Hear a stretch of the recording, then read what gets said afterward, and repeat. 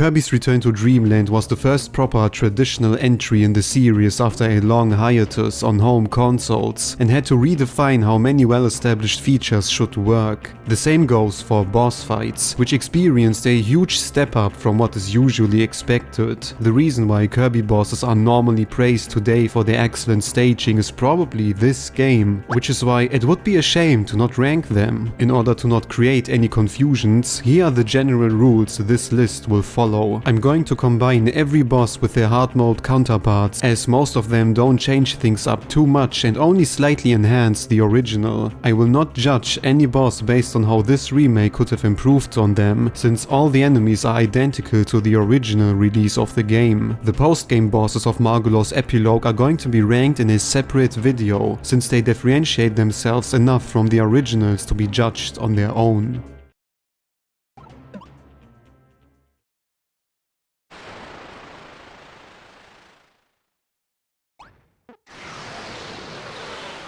Starting like most Kirby adventures, Whispy Woods introduces this ranking with an exceedingly traditional rendition of the classic clash against the probably most iconic tree in video game history.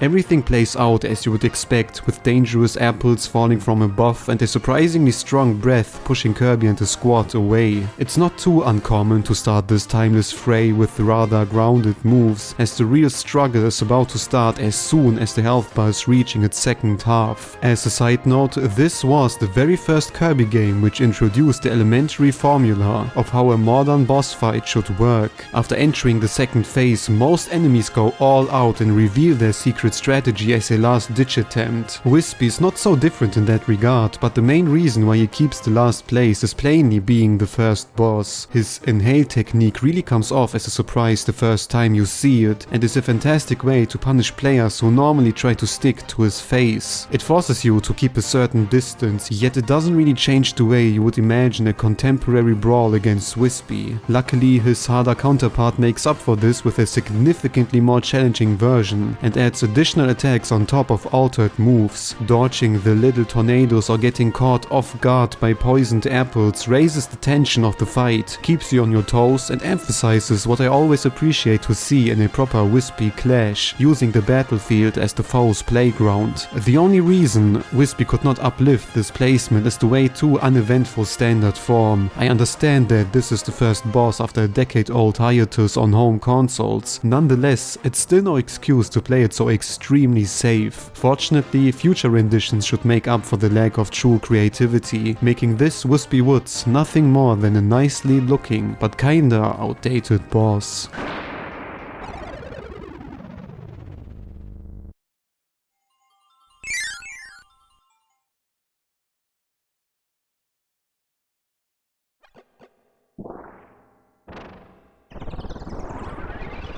In the halls of an abandoned cave, magical crystals garnish the surroundings and clash with the dry, seemingly dead atmosphere. It's here where an unobtrusive turban reveals itself to be Mr. Dooter.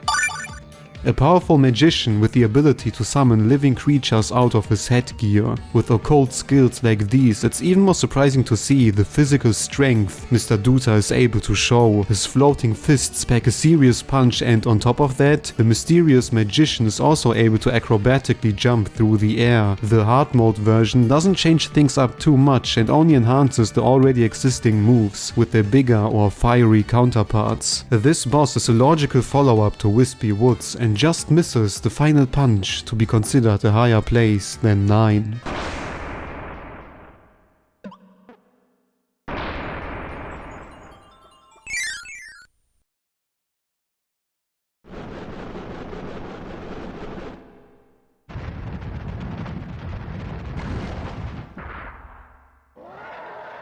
Surprisingly enough, many water-themed bosses in the series are actually placed on land, and Fatty Puffer is no exception. What starts out as a suspiciously fishy encounter against a simple sea creature turns out to be one of the most offensively strong adversaries in this game. The first phase is nothing to gush about, as Fatty Puffer appears to be on the smaller side, with no exceptional attacks to perform other than dashing through the arena. Once warming up, the furious fish almost fills up the whole arena and uses his massive body to nearly cover every single corner and hiding spot. It's one of the few bosses that actually requires you to float and brings in a special kind of dynamic. As if this wouldn't be enough, a water hyper beam rounds up everything perfectly fine, and it wouldn't be too shameful if this boss prevails over any player. The EX counterpart doesn't change things up too much, which isn't something necessarily detrimental if the foundation simply works. Mirroring the original, EX Fatty Puffer becomes extremely flexible, and with the decreased health bar of Kirby, this is actually quite a challenging boss. I'm not too fond of this being a simple pufferfish and the fight not making use of any kind of watery ambiente, but even so, the utter destructive nature makes up for this and should not be underestimated.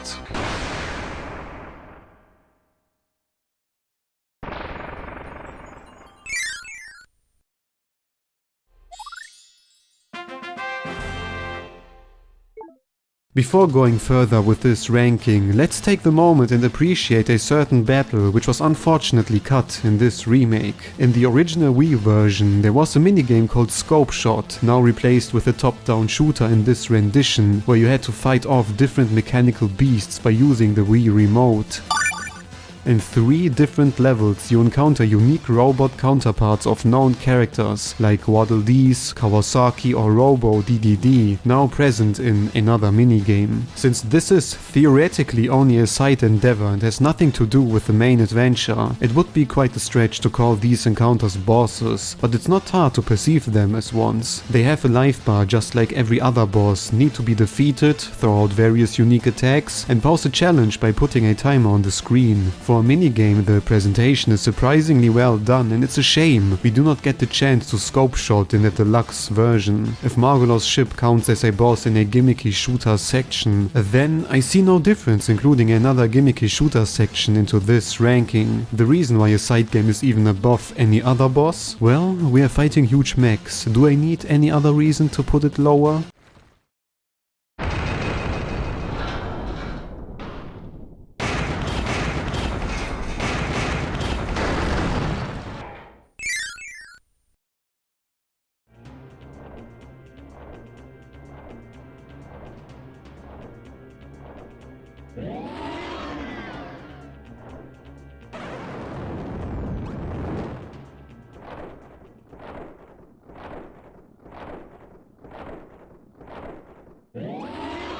Landia is the supposed to be final destination of the second half of the game and portrays the mighty appearance of a 4-headed dragon.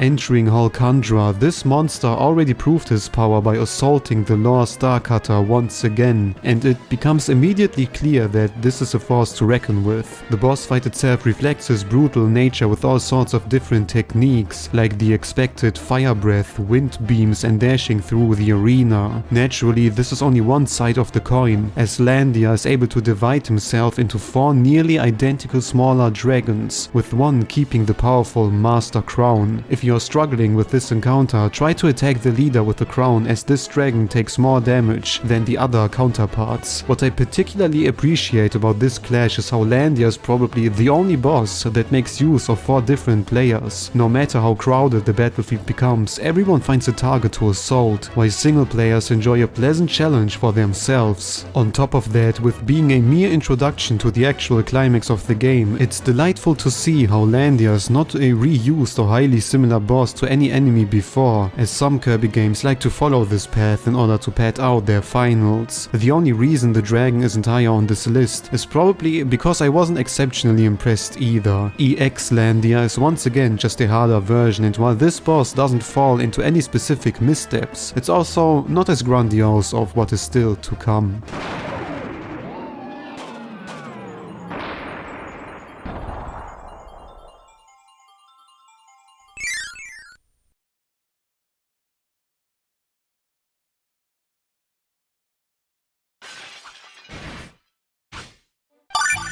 Nowadays, it's nothing outstanding to meet Galacta Knight in additional modes or as some sort of a secret cameo in modern Kirby games. This force of nature proved himself as one of the strongest and most iconic characters, with similar knights following his path of success. As a result, it might appear like a battle against Galacta Knight might come across as basic, where in reality it was an unexpected revelation back when Return to Dreamland originally released. Because of that, the fight plays out rather truthful to the original, with many attacks being directly copied from Superstar Ultra. Everything seems to work just fine, but fans quickly recognize there is missing something. While the arena certainly adds to the atmosphere, the true soundtrack truly kicks in when entering the second phase. Now, Galacta Knight undoubtedly unleashes his former strength, and he is easily able to end your arena run. Normally, this battle has every right to sit on a higher place, but there's still a few nitpicks I have despite being genuinely impressed. It's obvious they used the playable Meta Knight build as a foundation for all the animations, which is technically fine, but doesn't work in this case. The way Galacta Knight awkwardly walks around in combination with his way too short wings poses no danger visually and is a far cry from the menacing appearance of Superstar Ultra. The newly added arrow shower is an imposing new inclusion indeed, but I always like my bosses to also have some kind of striking presence.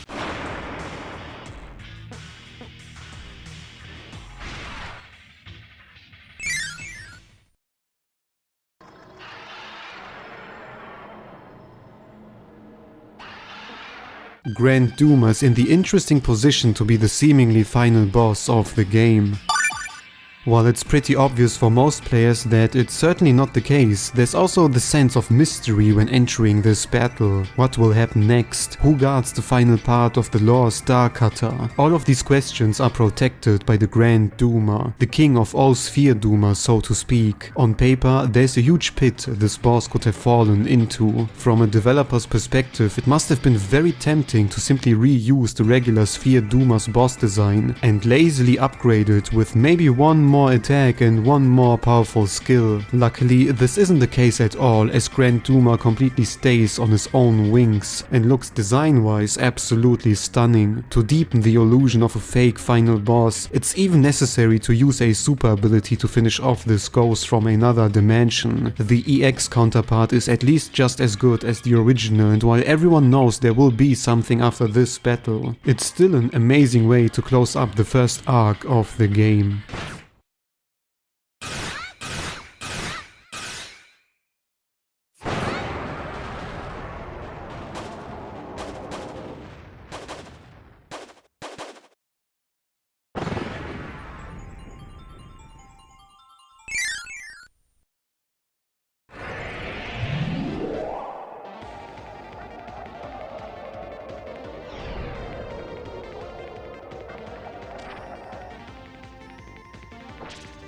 The Lore Star Cutter is the only gimmick boss fight on this list and serves as a bridge to the actual final clash.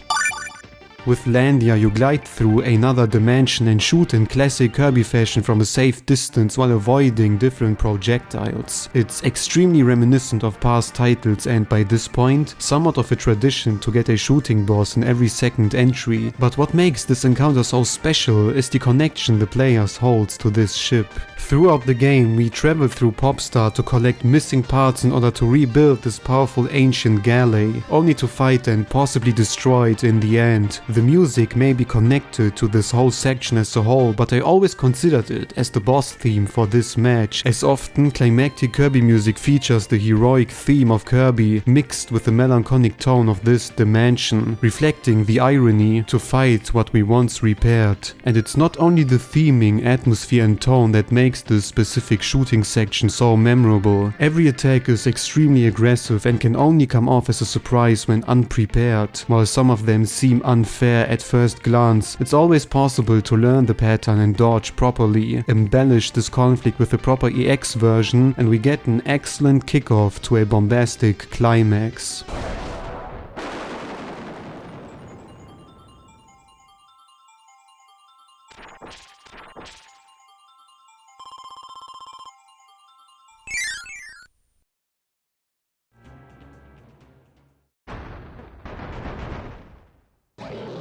When I entered the boss arena of the Ice World for the first time, I was expecting all sorts of frosty monsters. Much to my surprise, a cocky monkey appears, slams the ground and starts the battle with a mighty cry.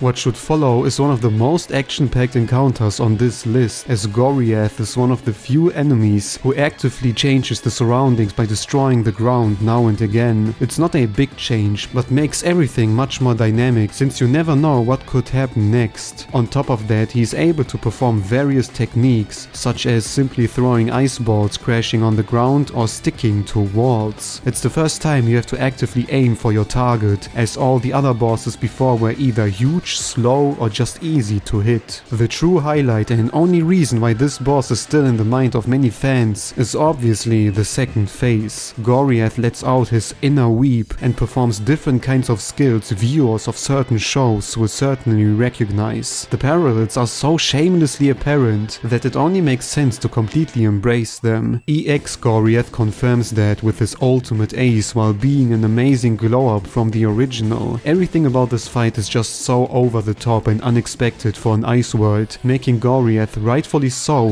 one of the most iconic battles in this game.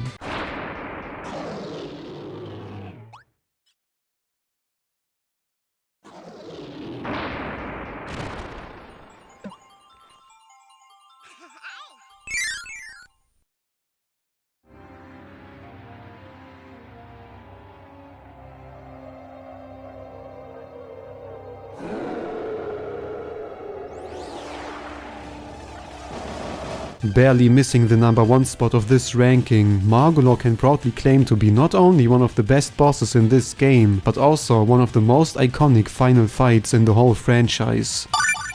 After an exhausting journey through Popstar, Halkandra and dangerous dimensions, the little blue guy reveals himself to be the puppeteer all along and steals the Master Crown in order to proclaim limitless power. After a chase through time and space, the moment finally comes to end this whole conflict once and for all. It's really hard to describe how phenomenal this battle is. From Magolor's menacing design, the tense music and oppressive atmosphere, everything screams climax and is only underlined by challenging yet fair to dodge techniques. Attacks from below, giant lasers and even summoning sphere doomers as simple slaves for one moment really stresses the point of how much power and danger the Master Crown can transmit. Obviously there's no final without the game's gimmick, and after getting a taste during the Grand Doomer's confrontation, it's time to hit harder than ever before and slice up Magolor's madness. This is the point where the final boss became truly something special for me. Up to this moment, the only Kirby final which lasted for multiple phases, appearing to never end, was Kirby and the Amazing Mirror, so there was no reason to assume they would follow the same pattern again. Nowadays we all expect the multiple phases and expanded climaxes, but back in the day it wasn't as established as now. What makes Magolor special even today is how the whole clash plays out. Normally it's expected to defeat the last enemy with a special feature of the game, so there's absolutely no reason to assume Magolor would still survive. The sudden resurrection and almost tragic music create the tone of hopelessness, as the game is not healing you or gives you any kind of advantage. To this day, this is still the only moment in a Kirby game where I really thought it's over due to the final Magolor being stronger than before. As if he's playing with you, he suddenly starts to use the super abilities against Kirby, juggling enemies like a child and even switching the dimensions. It's not even like giving this phase a climactic finisher, as everyone involved, Kirby, the player and maybe even Magolor himself, just want to finally end it.